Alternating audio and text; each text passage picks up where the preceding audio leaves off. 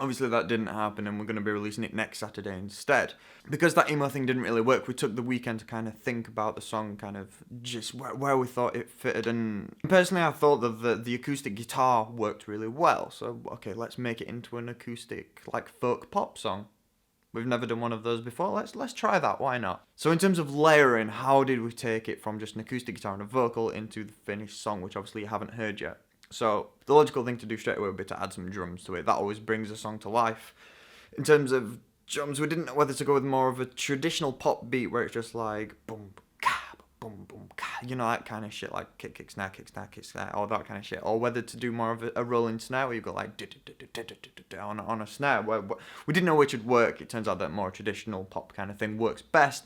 Then you add some bass, got some cool like little walking bits in it, and Joe did a really good job on the bass, and it sounds kind of cool. And I think it really carries the track. If you listen to the track without the bass, and then listen to the track with the bass adds so much.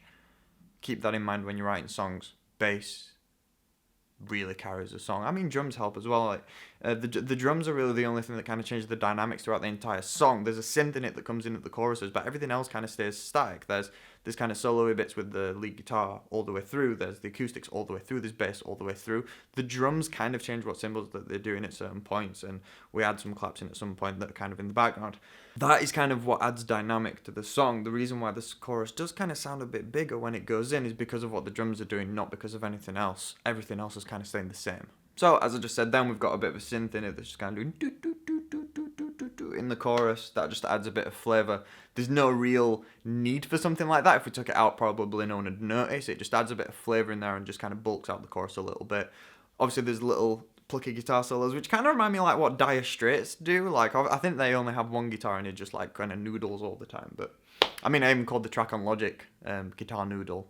That just kind of added to the melody. There are certain points where the vocal stops and nothing really happens, so we put in a little bit of a guitar lick there just to try and beef it out, and it sounds pretty cool. There was some more like bluesy sounding stuff in there which added a nice feel to the entire track because it brought it out of C major and brought it into more of a blues minor in certain points, which is just cool. The only other extra thing is the Lars that we put in, which you've obviously seen us record, and the Lars, I think, help differentiate the first half of the song from the second half of the song. So I'd class like the first half of the song as like the verse, chorus, and then the last half being like the bridge and then like final verse. And the Lars go all the way through that entire second section.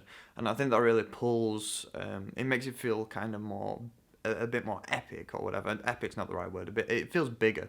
It feels more lively because of the Lars that are going on, and it kind of meant that the lead vocal that was going on there could stray away a little bit and do a bit more of a different rhythm. You'll notice that I repeat the first verse in the last section, and rhythmically some of the lines are slightly different because it opened up a few bit possibilities for changing the rhythm on that because the Lars were doing the original thing, so that kind of kept the initial theme.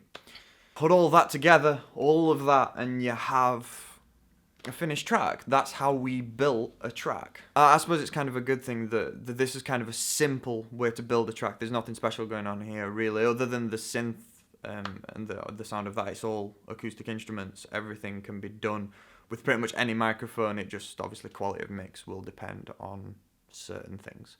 I hope this helped in terms of how you can build a song, because I mean, we started not even knowing what genre the song was going to be in when we wrote it. We finished writing the song and still didn't know what genre it was going to be in. Then we kind of just winged it and went, okay, let's just try folk pop.